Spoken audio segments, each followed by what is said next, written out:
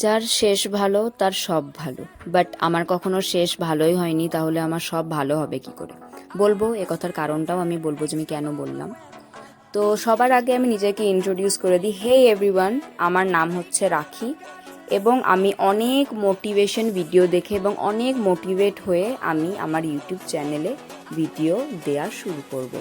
তো guys please তোমরা support করো। আর সবার আগে বলে দিই যে আমি মানে এত ভালো ভিডিও বানাতে পারি না, যেহেতু আমি প্রথম শুরু করছি, তাই আমার ভিডিওর কোয়ালিটি, আমার কথা বলার কোয়ালিটি হয়তো লো হতে পারে। তোমরা প্লিজ আমায় ক্ষমা করো আর আমার ভিডিওকে অনেক অনেক অনেক ভালোবাসা দিই।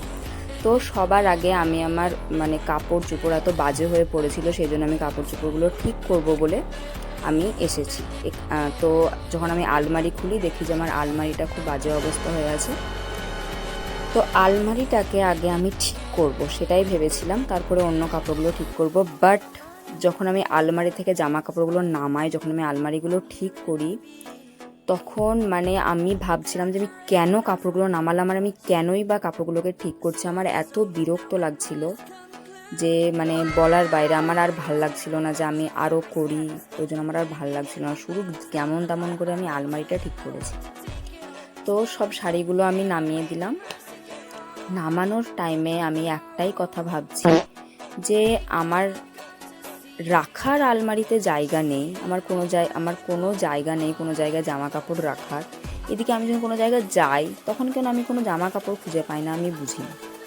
তো প্রথমে আলমারিটাকে ভালো করে কলিন দিয়ে মুছে নিলাম। তারপরে হচ্ছে আমাদের সেই বাঙালিয়ানা কলিন দিয়ে মোছার পরে আমরা কিছু রাখার আগে যেমন পেপার বিছাই, সেরকমভাবে আমি পেপারটা বিছিয়ে নিচ্ছি এবং আস্তে আস্তে সব শাড়িগুলোকে অর্গানাইজ করছিলাম। এবং এই র্যাকটা, এই ক্যারেটটা ভীষণই মানে বিরক্ত করছিল বলে ওকে সরিয়ে দিলাম।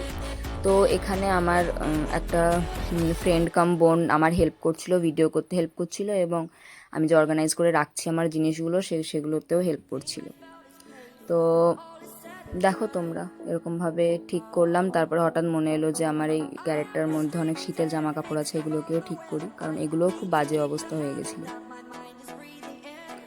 তো এইগুলোকে তারপরে ঠিক করলাম। আর শেষে এত বিরক্ত লাগছিল, মনে হচ্ছিল যেন আমি আর কোনো কাজ করতে পারবো না। তাও যেমন তেমন করে আমার 3 ঘন্টা লেগেছে এটুকু পুরো অর্গানাইজ করতে, আমার 3 ঘন্টা সময় লেগেছে। এবার এই আলমারিটা হয়ে গেল, দেন এই সাইডটা এবার আমি ঠিক করবো বলে আমি এগুলো সব বের করছি। এটাকেও আমি কলিং দিয়ে মুছে নিয়েছিলাম, দেন পেপার বিছিয়ে তারপরে আবার সব কিছু ঠিকঠাক করে রাখছি। দেন সাডেনলি মনে পড়লো যে আমার ওয়াশিং মেশিনে অনেক কাপড় আছে যেগুলো আমাকে মেলতে হবে। কত কাজ বাবা! তো এটা হচ্ছে আমার ফাইনাল